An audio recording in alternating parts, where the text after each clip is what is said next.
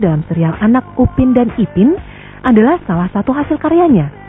Dan Cikita pun sering diajak berdiskusi soal unsur Indonesia yang ingin dimasukkan ke dalam serial itu.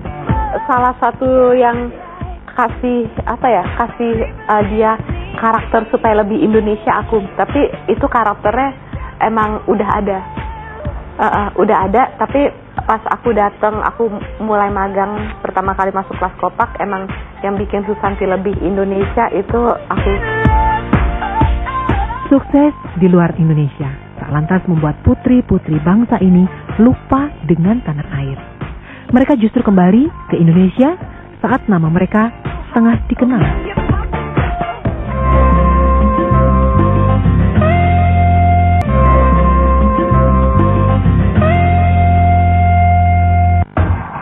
Saat usaha yang dirintisnya tengah mengecap manisnya kesuksesan, Melisa justru berpikir untuk kembali ke Indonesia.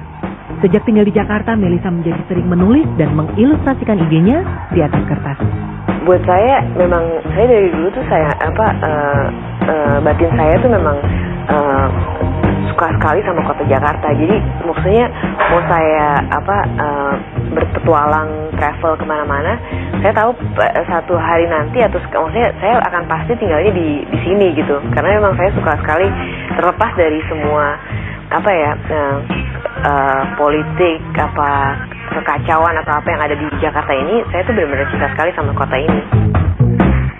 Sejak tinggal di Jakarta, Melisa menjadi sering menulis dan mengilustrasikan idenya di atas kertas.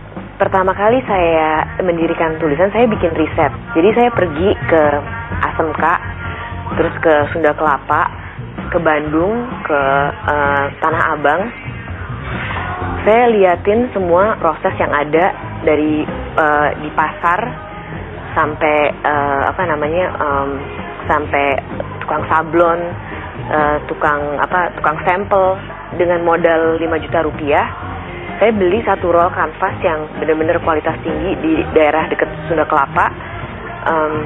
Terus saya potong, saya bikin jadi koleksi tulisan yang pertama. Saya sablon artwork saya, terus saya bikin jadi koleksi tulisan yang pertama, yaitu sarung bantal, towel, sama celemek, apron. Nah itu dari situ sambutan yang saya dapat waktu pertama kali saya mempersembahkan koleksi ini di Bright Spot itu besar sekali dan hangat sekali dari masyarakat, turis dan juga masyarakat lokal. Dengan konsep cerita yang kuat di balik setiap produknya, hasil karya Melisa mendapat tempat di hati perempuan Indonesia.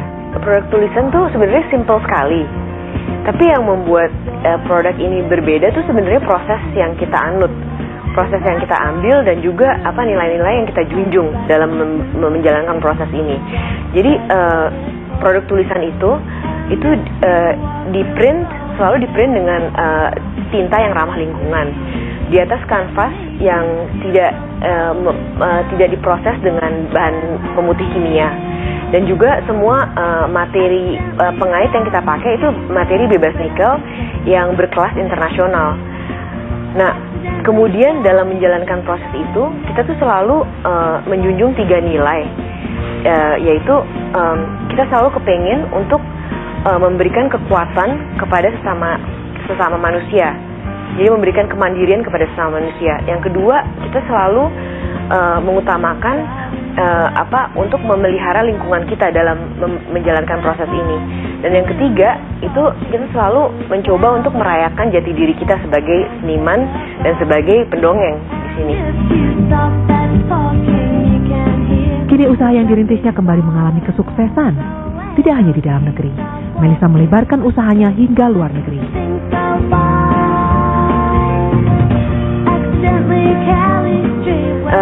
Saya ngerasa kayak dengan adanya tulisan sekarang di berbagai negara kayak Switzerland, terus di Amerika dan di Jerman, terus di Singapura juga, di Hong Kong juga, saya merasa saya memiliki tanggung jawab baru, yaitu saya kepinginnya daerah-daerah baru yang yang punya tulisan ini tetap menceritakan perspektif yang baru tentang kota Jakarta. Jadi itu buat saya itu adalah challenge yang baru yang saya lagi hadapi. Hal yang sama dilakukan oleh Cikita. Setelah sukses dengan Upin dan Ipin, Cikita pun memutuskan untuk kembali ke Indonesia demi keluarga yang merindukan dirinya. Semakin harus sih, semakin diberikan kepercayaan sama bosnya. Dia menjadi macam kayak ikon buat Indonesia. Jadi kalau ada urusan dengan Indonesia tuh selalu dia yang paling ditampilkan. Dan dia posisinya semakin baik gitu di dalam perusahaan itu. Tapi saya bilang pilihannya kamu tinggal pilih mau jadi karyawan, mau jadi pengusaha, saya bilang gitu aja. Dan saya juga bilang saya udah segini, udah kangen banget lah sama dia. Dan saya juga nggak tahu umur saya udah 50-an kan, saya bilang gitu. Saya pengen punya waktu lebih banyak lagi sama anak-anak saya cuma punya 2 anak. Tapi pilihannya tetap di dia karena saya tahu dia udah dewasa gitu. Tidak ingin berpangku tangan, bersama beberapa teman, Cikita pun mendirikan sebuah studio yang bergerak di bidang grafik dan animasi. Aku sibuk bikin monso kan sama teman-teman aku, ya lagi develop IT juga, IT kita, sama sekarang lebih buat pendapatannya kita bikin servicing, kayak bikin iklan atau apa tuh kayak service. Jadi emang uangnya masuknya dari situ sambil terus develop IT kita. Meski keduanya bisa dibilang telah cukup sukses, bukan berarti mereka puas dengan pencapaian yang sudah diraih.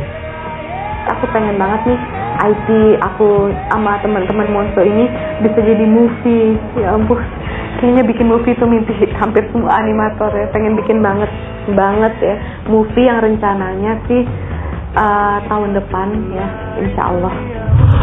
Untuk membangun suatu tempat di mana itu berfungsi sebagai galeri dan juga workshop untuk seniman-seniman baru di Jakarta yang cara pandangnya mengenai tradisi juga sudah baru gitu. Jadi saya kepengen sekali tempat ini untuk mengakomodir proses kreativitas mereka, di mana kita juga sebaliknya juga bisa mengundang kayak seniman-seniman dari luar negeri untuk mengadakan cultural exchange ke seniman di tulisan gitu.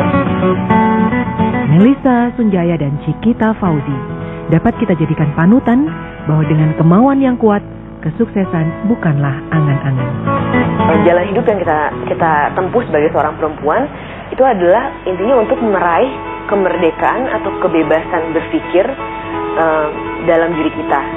Tapi kalau misalnya ada sesuatu kemenangan yang kita dapat, itu pun kita belajar sesuatu yang baru tentang pribadi kita. Jadi maksudnya, selalu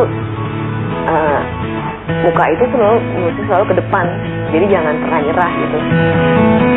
Ilmu tuh nggak dari satu tempat, itu dari semua tempat, dan kita juga harus percaya diri kita dengan banyak reference. Cari reference yang bagus, nonton animasi yang bagus, pelajarin gimana gerakannya, animationnya, terus warnanya, bentuk-bentuknya, karakter desainnya, pokoknya bener-bener pelajarin dari animasi yang kamu suka.